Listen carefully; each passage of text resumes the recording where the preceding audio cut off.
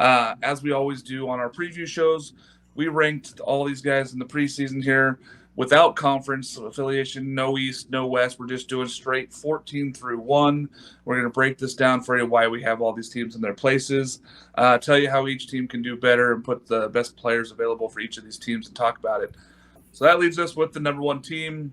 Got to leave them at number 1, at least in our poll, when they win a national championship last year. LSU, number 1.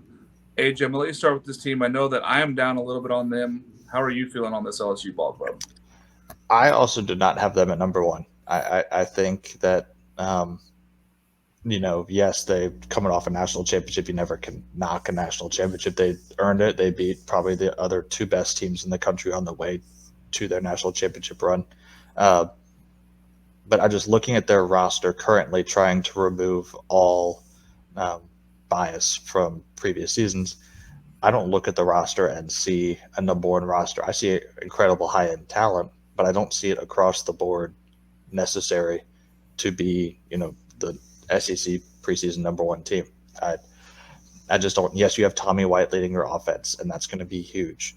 You have talented freshmen coming back who got valuable experience, Jared Jones and Paxton Kling, and beyond that, there's not a lot of guys on the offense who I look at and go, "Ooh, that's a dangerous lineup." Like there's a ton of talent there, and even with guys like Kling and Jones, they weren't playing towards the end of the year because they weren't playing well. Yeah. They were kind of getting kicked in the face by SEC play.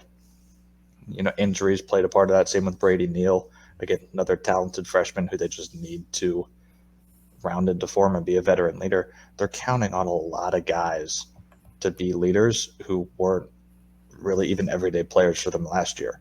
And that's because you have guys like Trey Morgan, you have guys like Dylan Cruz who are holding down those spots to where you don't give guys the chance to be everyday players, but they need guys, and it seems like they're counting on guys to step up who haven't proven it yet.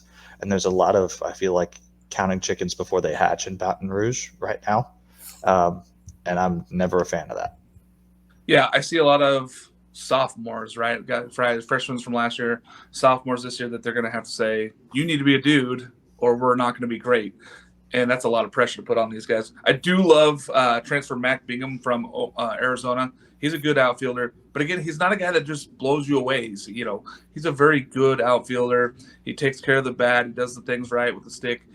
But he's not going to be out there and he's not going to hit 370 and he's not going to hit 20 home runs. He's not going to give you that kind of production. I'm kind of just interested to see if this offense can be anything. I think they have a lot of pitching, but again, a lot of it's unproven. Noah, what do you think about this LSU team? I think AJ said it really, really well. As we can see the potential in this team, we see the Paxton Klings, the Jared Bear Jones of the world, where these guys are going to be able to step in, and if they can produce to what they are, then LSU is going to be really, really good. But we've also seen them struggle in the SEC, and for that reason, we didn't really see them all that much in Omaha. We saw Kling come in like a defensive replacement kind of a role, but we haven't really seen Kling take big at-bats where the bright lights are shining. But we know he has that potential, and we know that Jay Johnson is able to get that potential out of guys, but I don't know if it's better than what Florida has going for them right now, and even Tennessee.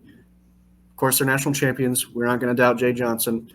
They have a lot of talent. Gavin Guidry is somebody that I'm really excited to see kind of take that step, but it's the same story for a lot of those players. Tommy White is really the only commodity that LSU has going right now, and I'm sure LSU is okay with that because in 2 years, we're going to be talking about LSU winning a national championship. Yeah, I think that this team just loaded up with sophomores, right? And they got a lot of incoming freshmen. They have a lot of talent coming in. I don't know if that experience is going to be enough to be able to get them through this tough SEC schedule, especially coming back after being national champions last year. I have my doubts on this LSU ball club. I do like their pitching. I just don't know where they're going to get enough runs outside of Tommy White. But, I've been wrong before. I just don't see it here with this LSU ball club. But we do have them at number 1. There are like 4 or 5 teams, maybe even all the way down to 6 that are really in that talk of who could be the number 1 team here. But we do have LSU ranked number 1.